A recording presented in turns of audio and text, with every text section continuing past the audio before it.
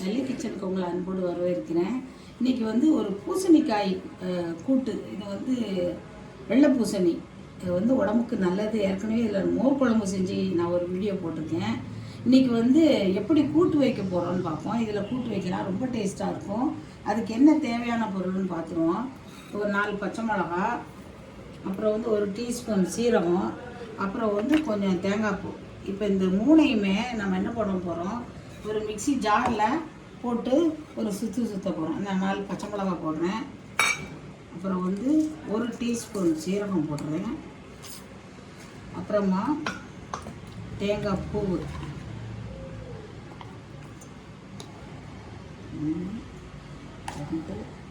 3 மட்டும் போதும். இது வந்து மிக்சியில் நம்ம ரொம்ப மையாக அரைக்க போகிறதில்ல, தண்ணி விடாமல் ஒரு சுற்ற போகிறேன். சுற்றிட்டு காட்டுறேன். இப்போ வந்து ஒரு கேஸ் ஆன் பண்ணி ஒரு சின்ன குக்கர் ஒன்று வச்சுருக்கேன். எதுக்காக வச்சுருக்கேன்னா, இது வந்து இந்த காயை ஃபஸ்ட்டு வேக போட்டுருவோம். அது வந்து வெந்துக்கிட்டு இருக்கட்டும். நம்ம அதை தேங்காய் இதெல்லாம் மசாலா அரைச்சி போட்டுடலாம்.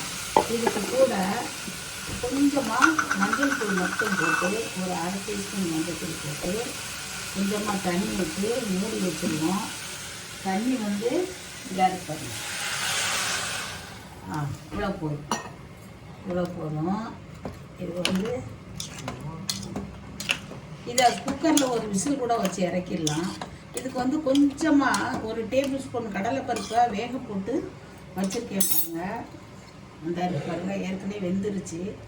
இதை வந்து நான் குக்கரை மூடி ஒரு விசில் போட்டு ஆஃப் பண்ணிவிட்டு அப்புறமா இந்த அரைச்சி வச்ச மசாலாவை அதில் போட்டுருவோம். சரிங்களா? இப்போ அதை குக்கரை ஹையில் தான் வச்சுருக்கேன். ஒரு விசில் வரட்டும். வந்தவுடனே ஆஃப் பண்ணிடலாம். வெயிட் போட்டுறேன்.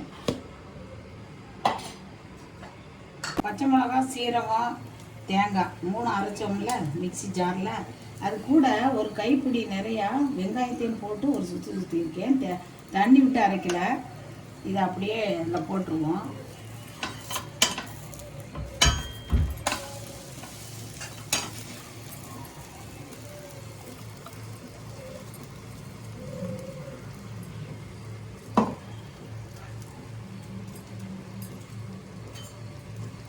கிளறிக்குவோம்.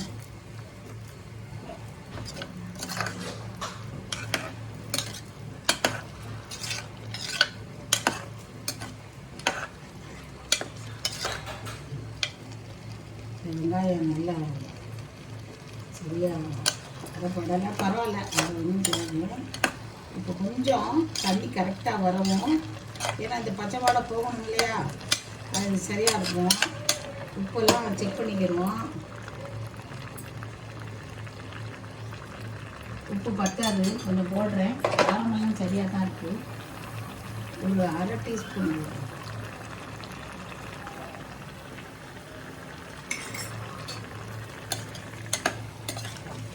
ஒரு 3 பச்சை மிளகாயே போதும். நான் 4 போட்டேன்.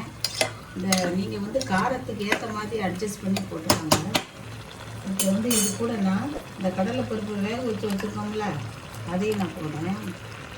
போட்டு இது இந்த பச்சை வாடை போகட்டும். நம்ம தாளித்து இதில் விட்டுருவோம். அவ்வளோதான், வேலை முடிஞ்சிச்சு. இப்போ நான் வந்து ஒரு தாளிப்பு கரண்டி வச்சு தாளித்து விடுறேன். தாளிப்பு கரண்டி வச்சுருக்கேன். கொஞ்சம் எண்ணெய் விட்டுக்கிடலாம். எப்போவுமே இந்த நல்லெண்ணெய், செக்கெண்ணெய் தான் நான் யூஸ் பண்ணுறேன். அதையும் சொல்கிறேன். நம்ம கடுகு போட்டுக்கணும்.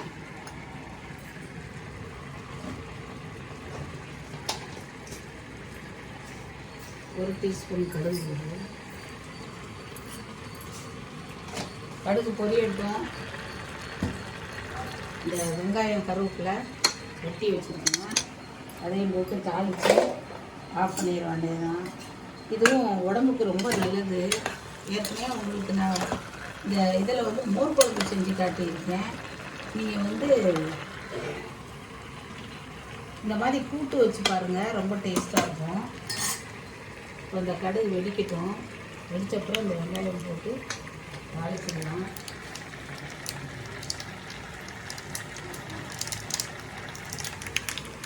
ஒரு வத்தல் கீ போடுறேன், ஒரு வாசத்துக்கு தான்.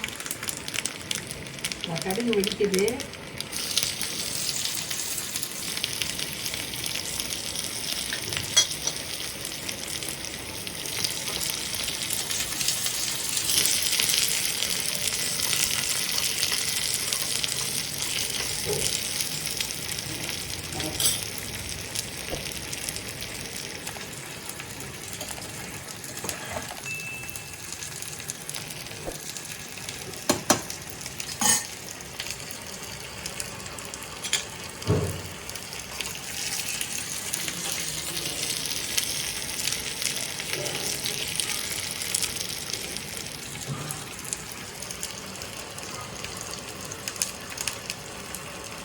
இது வந்து ட்ரையாக வராது, கொஞ்சம் தண்ணியும் அதிகமாக தான் இருக்கும். அவியல் போல் வச்சுட்டாங்க, அப்படி தான் வைப்போம் நாங்கள்.